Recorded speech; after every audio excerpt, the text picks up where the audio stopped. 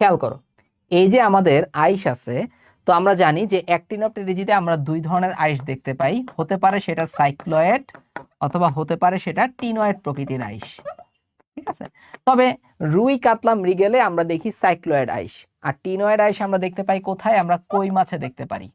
ঠিক আছে, কই মাছ টাইপের কিংবা টাকি মাছ টাইপের মাছে আমরা এই টিনয়েড আইস দেখি। রুই কাতলা ইলিশে আমরা সাইক্লয়েড আইস দেখতে পারি। ওকে, এখন এই যে আইস আছে, আইসের যে কেন্দ্রবিন্দু সেটা হচ্ছে আমাদের ফোকাস। এই ফোকাসের চারদিকে কয়েকটা রেখা থাকে, রেখাগুলোকে বলা হয় সার্কুলি। এবং এই সার্কুলি দেখে দেখে আমরা, এই যে সার্কুলি আছে, এই সার্কুলিটা কিন্তু সংবেদী অঙ্গ হিসেবে কাজ করতে পারে। তারা কিন্তু সংবেদ গ্রহণ করতে পারে অথবা বাইরের পরিবেশের কি কি ইনফরমেশন আছে সেই ইনফরমেশন তারা কালেক্ট করতে পারে। বুঝতে পারছো? এটা হচ্ছে আমাদের সার্কুলি।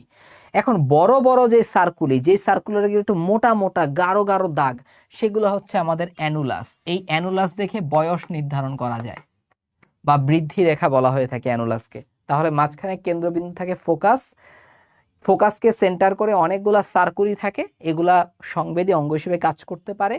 আর গাঢ় যে অঙ্গ সার্কুলিগুলো আছে সেগুলোকে আমি বলি অ্যানুলাস। এই অ্যানুলাসকে বলা হয় বয়স রেখা বা বৃদ্ধি রেখা, এটা দেখে বয়স নির্ধারণ করতে পারি আমরা। তো এই যে আমাদের আইসটা, এই আইসটা কোত্থেকে তৈরি হয়? ডার্মাল স্তর থেকে তৈরি হয়। ডার্মাল স্তর থেকে আইসটা তৈরি হয়, 1 নাম্বার প্রশ্ন। 2 নাম্বার প্রশ্ন, কখন আইসের বৃদ্ধিটা বেশি হয়?